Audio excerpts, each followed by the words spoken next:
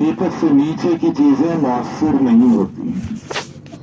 حضرت مثال دے کے ارشاد فرماتے تھے شیر شین یارا یہ حرف ہے, اس کو ملا دو تو لفظ بن گیا شیر, اس کو زور زور سے بولو تو کلمہ بول بن گیا. ایک اس کی بات بڑی تصویر ہے, اس کی صورت. حضرت فرماتے کہ شیر کے حرف ہو, لفظ ہو, کلمہ ہو, صورت ہو, مؤثر نہیں ہے. شیر پکارو, اس کی بہت بڑی تصویر لگا دو, کوئی متاثر نہیں ہوتا, گھبراتا ڈرتا نہیں ہے. حقیقی شیر مجلس میں آ جائے تو تب پتا چلتا ہے کہ کون کتنا مرد ہے. حقیقت مؤثر ہوتی ہے, حقیقت سے نیچے کی چیزیں مؤثر نہیں ہوتی. ہمارے ایک بزرگ نے بہت اچھی مثال دی, فرمایا عام طور سے ہمارے یہاں علاقوں میں ایک دستور ہے, کسی کا انتقال ہو جاتا ہے تو مسجدوں سے اطلاع دیتے ہیں, خبر دیتے ہیں, اعلان کرتے ہیں. مسجد سے اعلان کرنے والے کہتے ہیں نہایت رنج و غم کے ساتھ میں یہ اطلاع دی جاتی ہے کہ فلاں کا انتقال ہو گیا. اظہار غم کے لیے اس سے آگے اور کوئی لفظ نہیں ہے. نہایت کے آگے اور کون سا لفظ ہو سکتا ہے؟ نہایت رنج و غم کے ساتھ. لیکن یہاں صرف لفظ ہے, غم نہیں ہے. نہایت رنج و غم کے ساتھ بول کر جو بول رہے ہیں تو یہاں کیا ہے؟ صرف غم کے لفظ ہیں. غم نہ لہجے میں ہے, نہ چہرے میں ہے, نہ بول میں ہے, نہ آواز میں ہے, کہیں غم نہیں ہے, صرف الفاظ غم ہے. جس گھر میں وہ حادثہ پیش آیا ہے اس گھر میں جائیں تو وہاں صرف غم ہے, لفظ نہیں ہے. وہاں غم ہے, حقیقی غم. قیقاؤں کی مجلس سے اٹھ کر بھی کوئی آدمی اس مجلس میں چلا جائے تو وہاں جا کر متاثر ہو جاتا ہے. تھوڑی دیر کے لیے اس کا بھی چہرہ رونی ہو جاتا ہے, اس کی آواز بھی گمبھیر ہو جاتی ہے کہ غم متاثر کرتا ہے. حضرت حکیم الامت تھانوی رحمۃ اللہ علیہ کی مجلس لگی تھی. حضرت حکیم الامت تھانوی رحمۃ اللہ علیہ کی مجلس میں حضرت نے بیان کرنا. مجلس کے مکمل ہونے پر بڑے بڑے علماء, کبار علماء وہ تشریف لائے, حضرت کی مجلس میں سامنے آئے اور آ کے حضرت سے عرض کرنے لگے کہ حضرت آپ کی مجلس میں بہت فائدہ ہوا. حضرت نے پوچھا کیا فائدہ ہوا؟ تو علماء نے عرض کیا کہ حضرت آپ کی مجلس میں بیٹھ کر ہمیں یہ اندازہ ہوا کہ ہم کچھ نہیں ہیں. جی, اپنے کچھ نہ ہونے کا ہمیں احساس ہوا. بہت بڑی بات ہے اپنے کچھ نہ ہونے کا احساس ہونا. جی, اس سے بڑی اور کوئی دولت نہیں ہے. رسول اللہ صلی اللہ علیہ وسلم کا معراج پر جب اللہ لے گئے تو آپ کے لیے جو لقب پسند فرمایا وہ تھا سبحان الذی اسری بعبدہ. اس لیے کہ رسول اللہ صلی اللہ علیہ وسلم نے طائف میں عبدیت کا مظاہرہ کیا تھا. طائف میں 150 میل پیدل, 150 کلومیٹر پیدل چلے تھے. 150 کلومیٹر پیدل چل کر گئے, دعوت قبول نہیں کی لوگوں نے, طائف والوں نے, بنو ثقیف نے. تو آپ واپس لوٹے جی تو 9 میل 15 کلومیٹر تک بچوں کو پیچھے لگا کر رسول اللہ پر پتھر برسائے گئے. بہت سارے عمرے کو جاتے ہیں تو طائف بھی جاتے ہیں. آج جو طائف شہر ہے وہ مشکل سے 1.5 کلومیٹر کا ہے. اس زمانے میں کتنا رہا ہوگا؟ تو 9 میل یعنی 15 کلومیٹر تک دوڑایا ہے رسول اللہ صلی اللہ علیہ وسلم کو. جی, 15 کلومیٹر کے بعد جب آپ تھک کے ایک جگہ بیٹھے ہیں اور آپ نے یہ اپنا دل کھول کے رکھا ہے تو جو دعا کی ہے وہ عجیب ہے. اللہم انی اشکو الیک ضعف قوتی وقلت حیلتی وہوانی علی الناس الی من تکلنی الی عدو یتجہمنی ام الی قریب ملکتہ امری فإن لم تکن ساخطا علی فلا ابالی ولیکن عافیتک اوسع لی. یہ رسول اللہ صلی اللہ علیہ وسلم کی دعا ہے. دعا میں کیا ہے؟ اشکو الیک ضعف قوتی, اے اللہ میں تجھ سے شکوہ کرتا ہوں, طائف والوں کا نہیں, مکے والوں کا نہیں, پتھر برسانے والوں کا نہیں. کس کا شکوہ؟ ضعف قوتی. 9 میل تک پتھر کھا کر اللہ کے رسول فرما رہے ہیں میری طاقت کم ہے, میری برداشت کم ہے, اللہ میری کمزور ہو ہے. اور پھر فرما رہے قلت حیلتی, جیسے سمجھانا تھا شاید سامنے والوں کو میں ویسا نہیں سمجھا سکا، آپ سے بڑا حکیم کون ہے، مبلغ دائی کون ہے جی۔ اور تیسری چیز فرمایا، بہت آگے کی بہت بڑی چیز ہے یہ، رسول اللہ صلی اللہ علیہ وسلم فرمایا حوادی علی الناس، حالانکہ آپ سید ولد آدم ہیں، لیکن آپ کہتے ہیں شاید لوگوں نے بات اس وجہ سے قبول نہیں کی کہ مجھے لوگوں نے ہلکا سمجھا۔ یہ جو آپ نے اپنے آپ کو پورے طور سے جھکایا، اس پر اللہ نے اٹھایا ہے آپ کو، اور ساتوں آسمانوں سے آگے، سدرۃ المنتہا سے آگے۔ تو وہ جو عمل جی معراج کا سفر کرا، اس میں اللہ فرماتے ہیں سبحان الذی اسریٰ بعبدہ۔ تو بہت بڑی دولت ہے کسی کو یہ مل جائے کہ میں کچھ نہیں۔ تو علماء نے عرض کیا حضرت آپ کی مجلس میں بیٹھ کر احساس ہوا ہم کچھ نہیں ہیں۔ تو حضرت حکیم الامت نے ان کے جواب میں جو ارشاد فرمایا وہ سننے کا ہے۔ حضرت حکیم الامت نے اور علماء سے ارشاد فرمایا کہ آپ لوگوں سے بات کرنے کے لیے میں جب بیٹھا تو میں یہ دل میں لے کے بیٹھا کہ میں کچھ نہیں ہوں۔ تو مطلب یہ کہ آگ یہاں جل رہی ہے، گرمی سامنے والوں کو پہنچ رہی ہے کہ حقیقت جو ہے وہ مؤثر ہوتی ہے۔ تو ہم سے بھی مطالبہ ہے کہ زندگی میں حقیقتیں ہمارے بھی آئیں جی۔ ہم میں سے ہر ایک سے مطالبہ ہے کہ یہ ایک علم کا گویا تقاضا ہے، مطالبہ ہے کہ علم اپنی حقیقت کے ساتھ میں ہماری زندگی میں ہے۔ اور دوسرا مطالبہ یہ ہے ہم سب سے کہ ہمارے پاس امت کی امانتیں ہیں جی، امت کی امانتیں ہیں۔ اللہ کا بڑا فضل ہے، اللہ تعالیٰ ہم سے کام لے رہے ہیں، امامت میں ہیں، خطابت میں ہیں، تدریس میں ہیں جی، مختلف دینی خدمات میں ہیں، اور یہ اللہ نے اپنے فضل سے ہمیں لگا کے رکھا ہے، اللہ نے دینی کاموں میں لگا کے رکھا، اللہ کا کرم ہے۔ جس دینی کام میں بھی اللہ نے ہمیں لگایا ہے ہم اس کے لیے اللہ کے شکر گزار ہیں۔ جو بھی اللہ ہم سے لے رہے ہیں اللہ کا کرم ہے، ہمیں شکر گزار ہونا چاہیے۔ لیکن ساتھ ہی ساتھ ہم سب کو جو ہے دیکھنا بھی چاہیے کہ کتنا ہو رہا ہے، کتنا باقی ہے۔ ایک ویپاری کو ہمیشہ یہ دیکھتے رہنا چاہیے کہ کما رہا ہوں کہ گوا رہا ہوں۔ کما رہا ہے تو فائدے میں ہے، گوا رہا ہے تو کنگال ہونے سے پہلے دکان بند کر دینا چاہیے۔ تو ہمیشہ دیکھتے رہنا پڑتا ہے کما رہا ہوں کہ گوا رہا ہوں۔ تو ہمیں بھی دیکھنا چاہیے کہ کتنا کما رہے ہیں، کتنا گوا رہے ہیں، کتنا ہو رہا ہے، کتنا باقی ہے۔ یہ ہم نماز پڑھا رہے، امامت کر رہے ہیں، تو ہمارا اندازہ یہ ہے کہ 5 وقت کی نماز میں مشکل سے 5% ہے، کہیں کہیں بہت زیادہ ہو جائے تو 10%۔ جمعہ کی نماز میں مشکل سے 45% ہے، اور عیدین میں 85% ہے۔ مطلب 100% کسی نماز میں نہیں ہے۔ عیدین میں بھی 100% نہیں ہے۔ ریڈی میڈ والوں کو فرصت نہیں ہے، چپل والوں کو عید کے دن دکان بند کرنے کی فرصت نہیں ہے، گوشت والوں کو فرصت نہیں ہے۔ تو عیدین میں بھی 100% نہیں ہے، اور جمعہ میں مشکل سے 45% ہے، اور عام نمازوں میں 5 سے 10% بہت زیادہ ہو گیا تھا۔ تو ایک سوال ہے کہ میں امام ہوں تو سارا محلہ مجھے محلے کا امام سمجھتا ہے، سارا محلہ مجھے محلے کا امام سمجھتا ہے، محلے کی ہر ضرورت میں امام صاحب یاد آتے ہیں، دعا کے لیے امام صاحب یاد آتے ہیں، الگ الگ موقعوں سے امام صاحب یاد آتے ہیں، سارا محلہ تو مجھے محلے کا امام سمجھتا ہے۔ میں کیا سمجھتا ہوں؟ اگر میں اپنے آپ کو محلے کا امام سمجھتا ہوں تو سارا محلہ نمازی بنے میری ذمہ داری ہے۔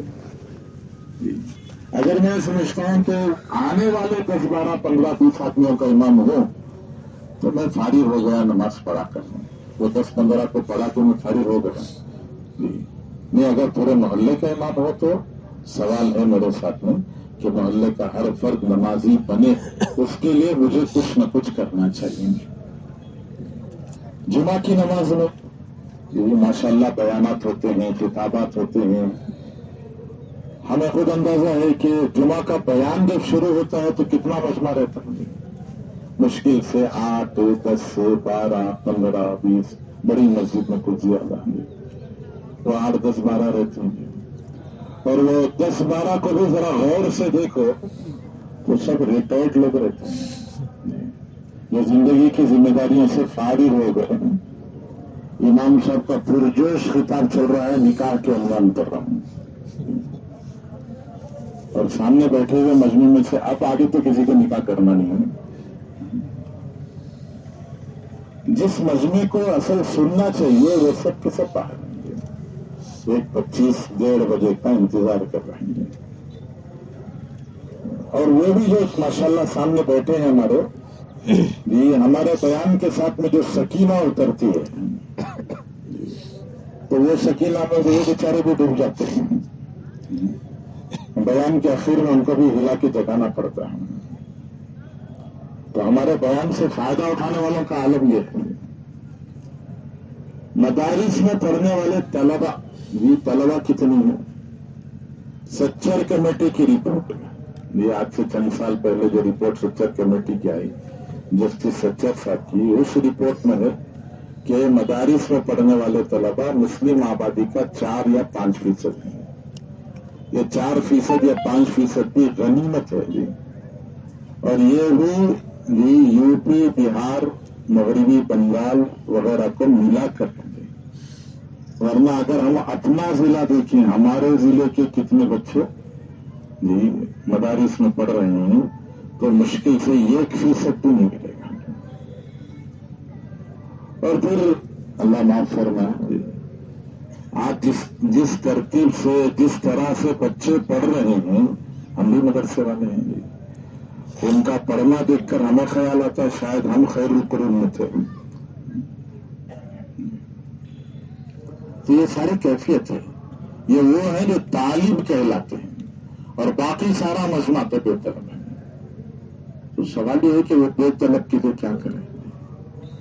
हमारा ये इसरार नहीं है कि तबलीग ही करो, नहीं, हमारा इसरार नहीं है कि तबलीग ही करो। हजरत मौलाना इब्राहिम साहब दाऊद बरकातुहू अक्सर फरमाते हैं, वो मशहूर हदीस है कि एक आराबी आए, नमाज पढ़ी, और नमाज पढ़कर उन्होंने दुआ मांगी, अल्लाहुम्मा अर्हमनी व मुहम्मदा वला तरहम माना अहदा, कि परवरदिगार मुझ पर और हजरत मोहम्मद सल्लल्लाहु अलैहि वसल्लम पर रहम फरमाना, और हम दोनों के अलावा किसी पर न करना। तो रसूलुल्लाह सल्लल्लाहु अलैहि वसल्लम फरमाया, लक़द अज्जरत वासिया, अरे रहमत तो बहुत कुशादा है, इतनी तंग क्यों कर दिया? तो हजरत मौलाना इब्राहिम साहब फरमाते हैं, जैसे रहमत वो कुशादा है, ऐसे असबाब हिदायत भी कुशादा है, बहुत सारे। पता नहीं किसको कहां से हिदायत मिल जाए। हमारा कोई इसरार थोड़ी है कि तबलीग ही करो। हजरत फुदैल इब्न अयास डाका डालने के लिए गए थे, 2 मंजिला इमारत थी, ऊपर की मंजिल से लूट कर नीचे उतर रहे थे, तो पहली मंजिल में कोई साहिब दिलसोज आवाज में कुरान पढ़ रहे थे, और कुरान की सायत पर पहुंचे थे, अलम यअनि लिल्लज़ीना आमनू अन तख़शा क़ुलूबुहुम लिज़िक्रिल्लाह। वो तिलावत उनके कानों में पड़ी, दिल चीर के निकल गई, और नीचे उतरे तो मिट्टी सर पे डाल के कहने लगे, कद आना या अल्लाह, आ गया अल्लाह, वो वक्त आ गया अल्लाह, तौबा करो। और मामूली तौबा नहीं थी जी, बड़ी मुजाहदे वाली तौबा थी, बड़ी मशक्कत वाली, चूंकि लूटा था, वापस करना पड़ा, वापस करने कुछ नहीं था तो मजदूरियां करनी पड़ी। ये सब कुछ करके फिर आबिदुल हरमैन बने थे। तो हिदायत कहां से मिल जाए, किसको मिल जाए, क्या पता है। इमाम बुखारी रहमतुल्लाह अलैह के एक उस्ताद हैं, मोहम्मद इब्न मसलमा कानबी, मोहम्मद इब्न मसलमा कानबी। इनके बारे में किताबों में लिखा है कि ये एक जबरदस्ती वसूलियां करने वाले थे। गुंडे लोग होते ना, चाकू दिखा के जबरदस्ती वसूल करते, तो ये भी अपने इलाके में जबरदस्ती वसूलियां करते थे। उसी पे गुजारा हो रहा था। उस जमाने के बहुत बड़े अमीरुल मोमिनीन फिल हदीस शोबा इब्न हज्जाज रहमतुल्लाह अलैह, वो शहर में दर्स देते थे, करिए में रहते थे। तो ये जो उनके मोहम्मद इब्न मसलमा है, ये इधर उधर कहीं भी छुपके रहते, कोई रास्ते में मिला, चाकू दिखाया, जबरदस्ती वसूल कर लिया। एक दफा इमाम शोबा हदीस का दर्स देकर वापस जा रहे थे, तो एक वैराने में मोहम्मद इब्न मसलमा मिल गए रास्ते में। تو محمد ابن مسلمہ نے امام شعبہ کو راستے میں کھڑا کر کے چاقو دکھا دیتا نکالو. تو امام شعبہ نے کہا فقیر آدمی ہمارے پاس کیا ہے نکالنے کے لیے, کچھ بھی تو نہیں ہے. نہیں جو ہے نکالو. کہا بھائی ہمارے پاس کچھ نہیں ہے, حدیث کا خزانہ ہے, حدیث کے خزانے کے سوا کچھ نہیں. تو محمد ابن مسلمہ نے چاقو دکھا کے کہا وہی نکالو.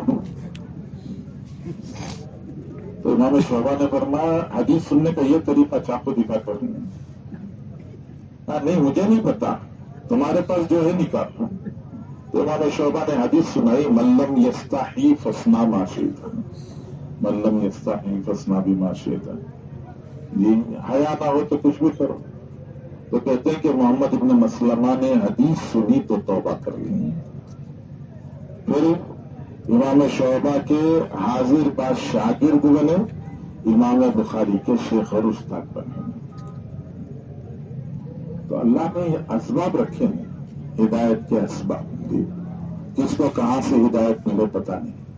اس لیے ہمارا یہ اصرار نہیں ہے کہ تبلیغ ہی کرو, لیکن ہماری یہ گزارش ضرور ہے کہ امت پر موجودہ بھی اب جو حالات ہیں وہ حالات ایسے ہیں کہ خاموش بیٹھنے اپنے کام پر قانع مطمئن ہونے کا دور نہیں ہے.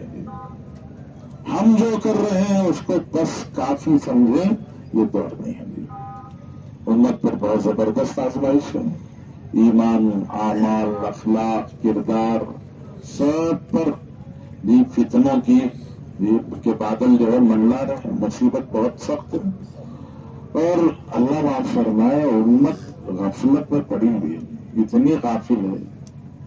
جس دنیا کو بچانے کے لیے امت دین چھوڑ چکی ہے, یہ جو خواص کا مجمع ہے ان کو اندازہ ہے کہ وہ دنیا بھی بچنے والی نہیں ہے. جس دنیا کو بچانے کے لیے دین چھوڑ دیا ہے وہ دنیا بھی اب بچنے والی نہیں ہے. تو ایسی غافل ہے امت بھی, اور اس کے ایمان پر ڈاکہ ہے, اخلاق پر ڈاکہ ہے, کردار پر ڈاکہ ہے. ہمارے ملک کا سلگتا مسئلہ ہے. یہ پورے ملک میں پتہ نہیں کتنی بحث اس کے اوپر ہو رہی ہے. پورے ملک کا سلگتا مسئلہ بھی بچیوں کا گھروں کے ساتھ جانا بہت بڑا مسئلہ ہے. ایسے ایک مسئلہ نہیں ہے, ایسے کتنے مسائل ہیں امت کے لیے. ان مسائل اور ان مشکلات میں کیا ہم جو کر رہے ہیں اس پر مطمئن رہیں؟ یہ وہ دور ہے, یہ وہ دور نہیں ہے. اس دور میں حرکت کی ضرورت ہے کہ جو جہاں ہے وہاں حرکت کریں. امت میں دینی بیداری, ایمانی بیداری, اخلاقی بیداری, دین سے رجوع, یہ اعمال کی طرف رجوع کی کچھ نہ کچھ محنت, اپنی حیثیت, اپنی طاقت اور اپنی استطاعت کے مطابق کچھ نہ کچھ کرنے کا دور ہے. اپنے دین پر یا اپنی دنیا پر یا اپنی خدمت پر مطمئن رہنے کا دور نہیں ہے. یہ ہم بس اتنا آپ سے عرض کرتے ہیں کہ کچھ نہ کچھ کرنا چاہیے تھی. حضرت مولانا محمد احمد صاحب پرتاپ گڑھی رحمۃ اللہ علیہ ہمارے یہ ہندوستان کے نقش بندی بزرگوں میں بہت بڑے بزرگ گزرے ہیں. مولانا محمد احمد صاحب پرتاپ گڑھی رحمۃ اللہ علیہ حضرت کے اشعار ہیں. حضرت کے اشعار کو مولانا عبداللہ عباس صاحب نے ہدایہ رحمت ایک کتاب ہے اس میں جمع کیے ہیں. اس میں ایک بہت پیارا شعر ہے حضرت کا, بہت پیارا شعر.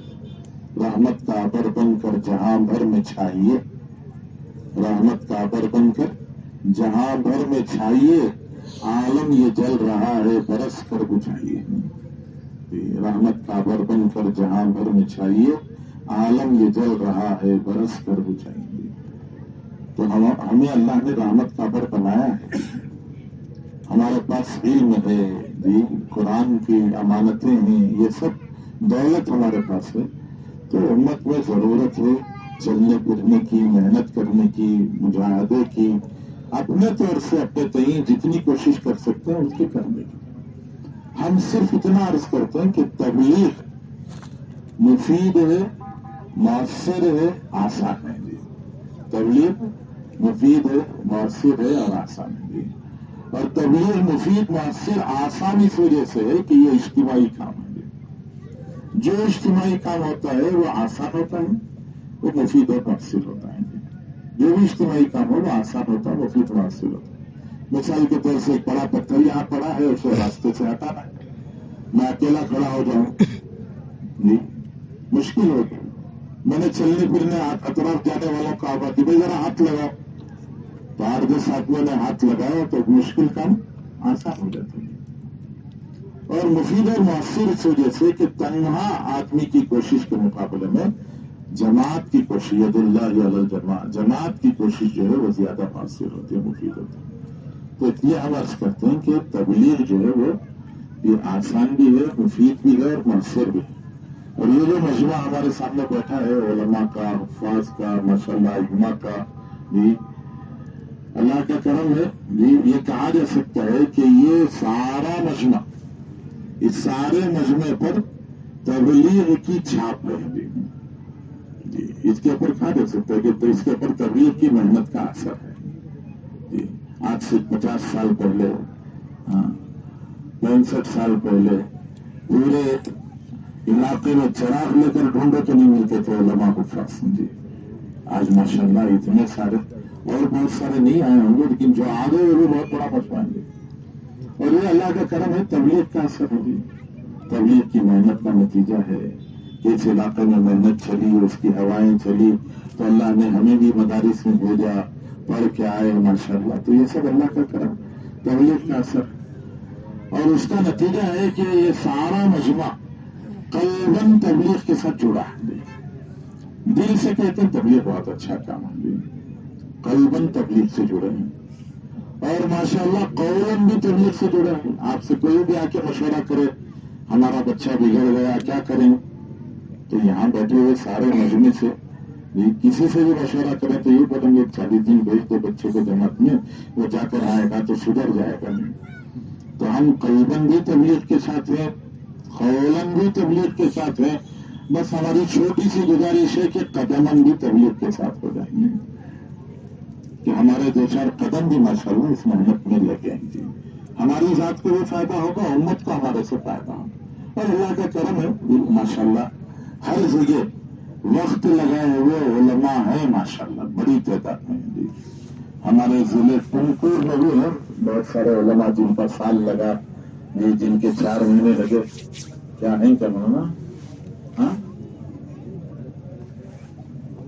اچھا ماشاءاللہ جی، سال والے بھی ہیں 4 مہینے والے بھی ہیں، ذرا کھڑے بھی دیکھیں گے، سال والے 4 مہینے والے ذرا کھڑے دیکھیں، جن کا سال لگا یا 4 مہینے لگے، ہاں علماء حفاظ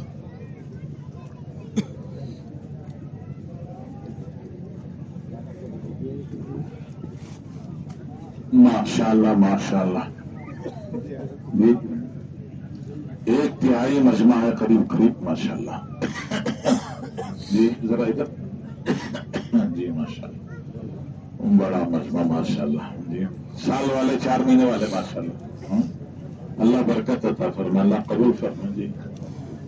چلو بھائی تشکیل پھر کھڑنا کا پہلے سے کھڑ لینا پہ سبھی ہے، ہاں چلو اب کھڑ گئے تو تشکیل کر لیں گے، ہاں ٹھیک ہے نا، بیرون کے 4 مہینے انشاءاللہ، بیرون کے 4 مہینے انشاءاللہ، ہاں جی۔ ہمارے کہاں مولانا ہوئی سے جاپان کوریا جا کے تنزانیہ مولانا فاروق صاحب دیکھو تنزانیہ کوریا جانا تھا، تنزانیہ میں جا کو 4 مہینے کے 8 مہینے لگا کر 6 مہینے جی، لاکھ پر میں بھی جاپان جا کر ماشاءاللہ، ہم لوگ گئے تھے، ہمارے بچے جاپان جا کر ماشاءاللہ، ٹپٹور مولانا فاروق صاحب 4 مہینے بیرون تیار ہے انشاءاللہ، جیب کو دیکھنا نہیں، غیب میں اللہ کے پاس پڑتا، ٹھیک ہے نا انشاءاللہ جی۔ اچھا ادھر آ جاؤ، اس طرف آ جاؤ، سب ادھر آ جاؤ، ادھر آ جاؤ ماشاءاللہ، ادھر آ جاؤ، آ جاؤ آ جاؤ آ جاؤ ماشاءاللہ، آ جاؤ آ جاؤ، اللہ قبول فرمائے، اللہ برکت عطا فرمائے، اللہ قبول فرمائے، اللہ برکت عطا فرمائے، آ جائیے آ جائیے۔